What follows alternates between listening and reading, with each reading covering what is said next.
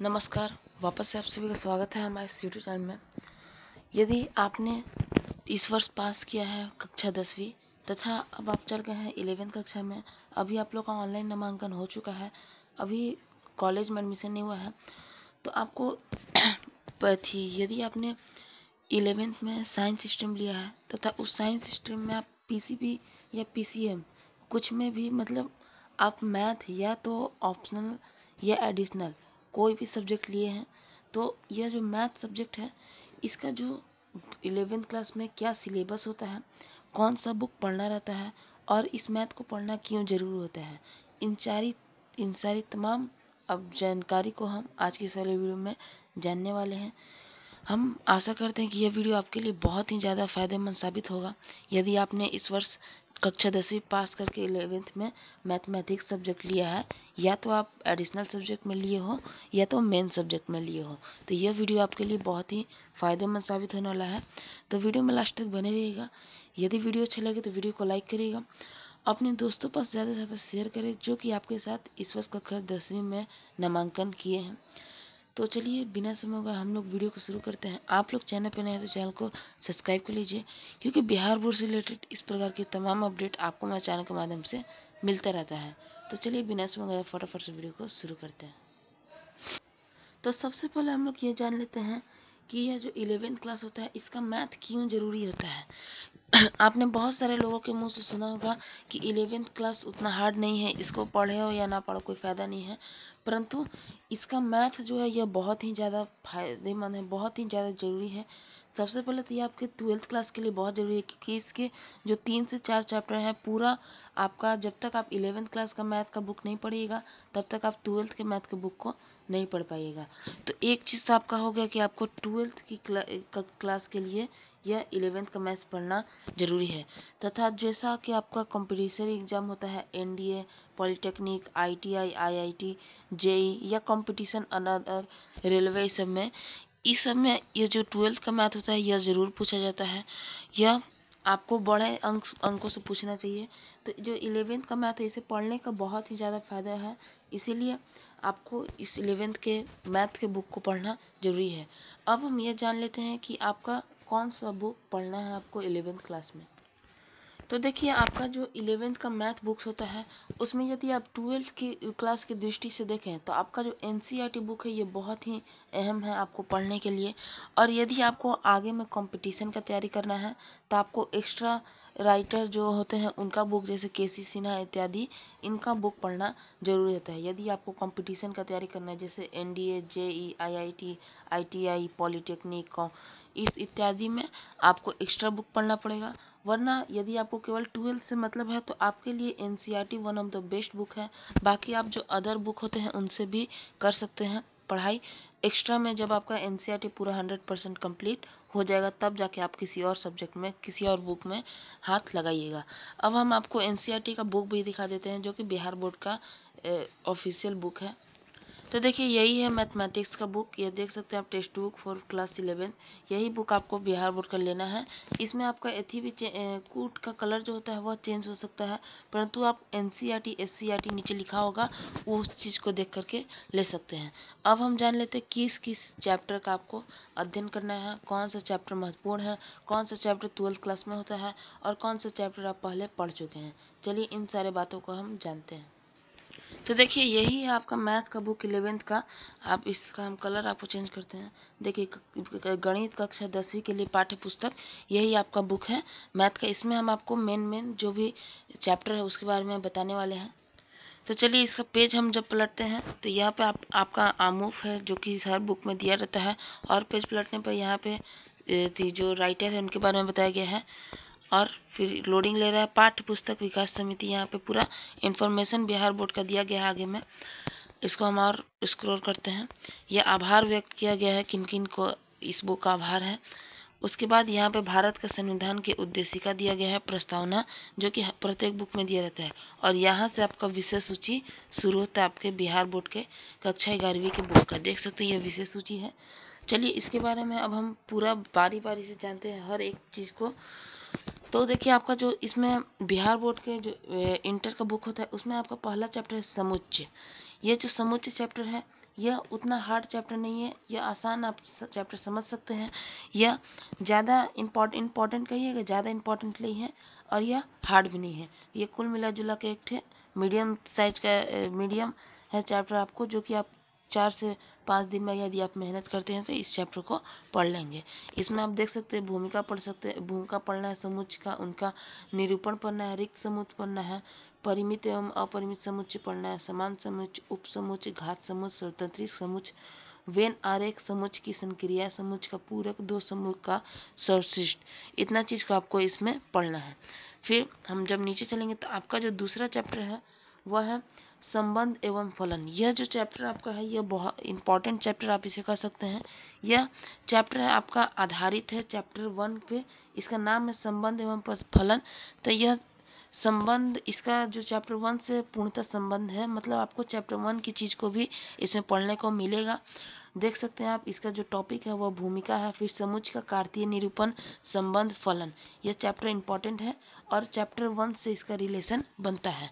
फिर उसके बाद हम तीसरा चैप्टर जो कि हमारा 10th क्लास में आप पढ़ के आए हैं, आपका फेवरेट चैप्टर होगा शायद, त्रिकोणमितीय फलन, जो कि 10th का सबसे महत्वपूर्ण चैप्टर है।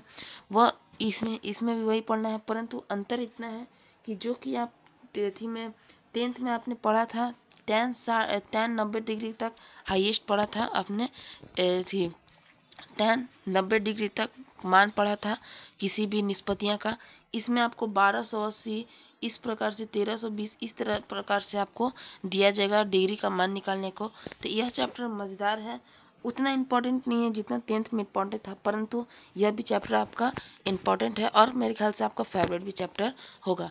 इसमें आपको भूमिका पढ़ना है, कोण पढ़ना है, त्रिकोणमितीय फलन पढ़ना है, फिर दो कोणों का योग और अंतर, त्रिकोणमितीय प्रारूप पढ़ना है और त्रिकोणमितीय समीकरण पढ़ना है। फिर हम जब पेज पलटते हैं, इसका छोटा कर लेंगे,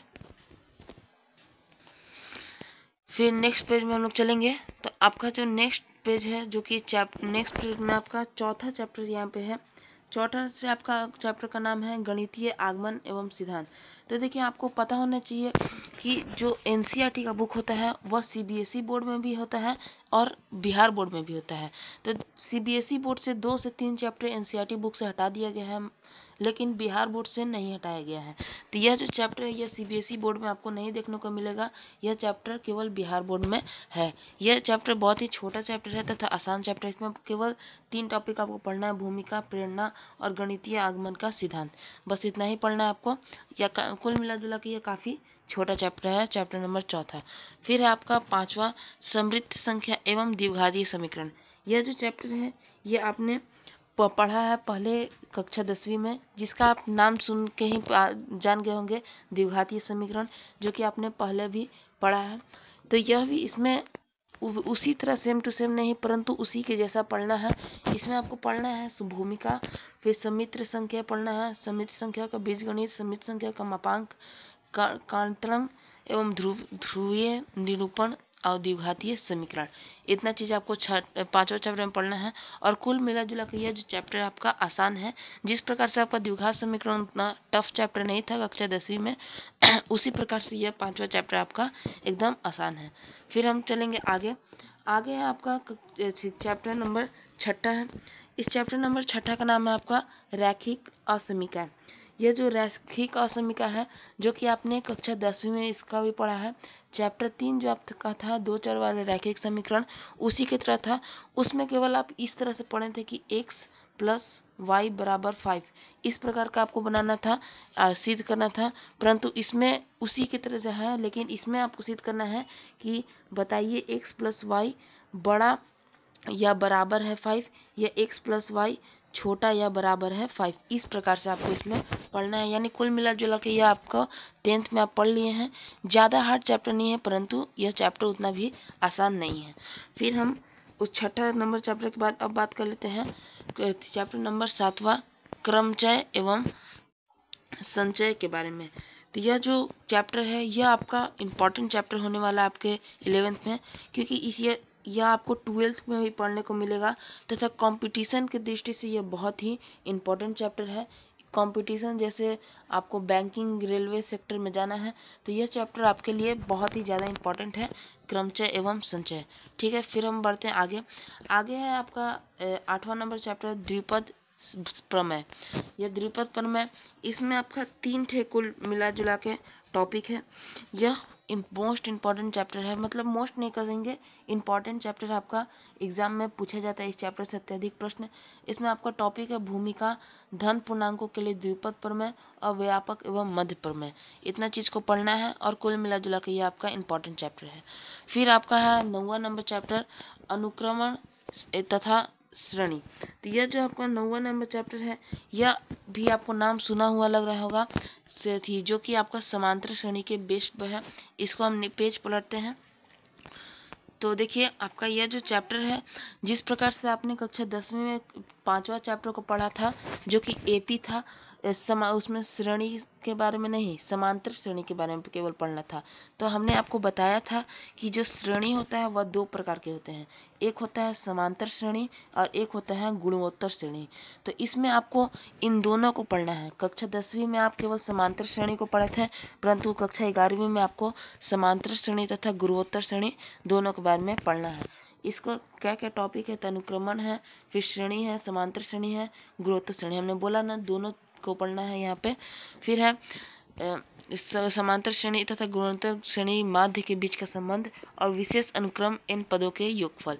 इतना चैप्टर आपको कक्षा माफ करिएगा पाठ 9वीं में आपको पढ़ना है। अब उसके बाद हम लोग बात कर लेते हैं पाठ 11 का, जिसका नाम है आपका सरल रेखा। यह जो कुल मिला जुला के ठीक ही है, चैप्टर ज़्यादा हार्ड नहीं है। भूमिका है इसमें, रेखा का ढाल है, रेखा का समीकरण का विविध रूप, रेखा का व्यापक समीकरण एवं एक बिंदु की रेखा से दूरी। इतना चीज आपको इस सरल रेखा कक्षा पाठ 10वीं में आपको पढ़ना है। फिर पाठ 10वीं की बात के बाद अब हम बात कर लेते हैं पाठ 11वीं की। तो आपका जो पाठ 11 है वह है शंकु परिच्छेद।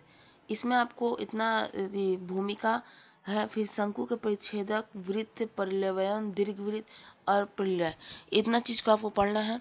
यह चैप्टर आपको आसान भी नहीं बोल सकते, हार्ड भी नहीं बोल सकते हैं। यह चैप्टर कुल मिला जुला के ठीक है। अब आपका आता है कक्षा 11वीं का मोस्ट इम्पॉर्टेंट चैप्टर, जो कि है त्रिविमीय ज्यामिति का परिचय, चैप्टर नंबर 12। यह जो चैप्टर है, यह जिस तरह से आपको बिहार बोर्ड में कक्षा 10वीं में आपको त्रिकोणमिति का था चैप्टर, इम्पोर्टेंट चैप्टर, वही इस प्रकार से यह जो चैप्टर है आपका 12th नंबर या 12th के लिए, कक्षा 12वीं के लिए बहुत ही इंपॉर्टेंट चैप्टर है आपका त्रिविमीय ज्यामिति का परिचय। इसमें आपको पढ़ना है त्रिविमीय आंतरिक एवं देशांतर का निर्देशक तल, आंतरिक एवं एक बिंदु निर्देशक, दो बिंदुओं के बीच की दूरी और विभाजन सूत्र। इसमें दो थे टॉपिक आपको पहले भी पढ़ा हुआ लगता होगा, दो बिंदुओं के बीच की दूरी जो कि हमने दूरी सूत्र से पढ़ा था, और विभाजन सूत्र जो कि हमने कक्षा 10वीं में पढ़ा है। तो यह आपका सुना हुआ टॉपिक है। फिर हम लोग बात कर लेते हैं कक्षा पाठ संख्या 13 की सीमा और अवलकज। यह जो चैप्टर है इसमें आपको पढ़ना अवलकज की सहानुभूति बोध, सीमाएं, त्रिकोणमितीय फलन की सीमाएं और लकज।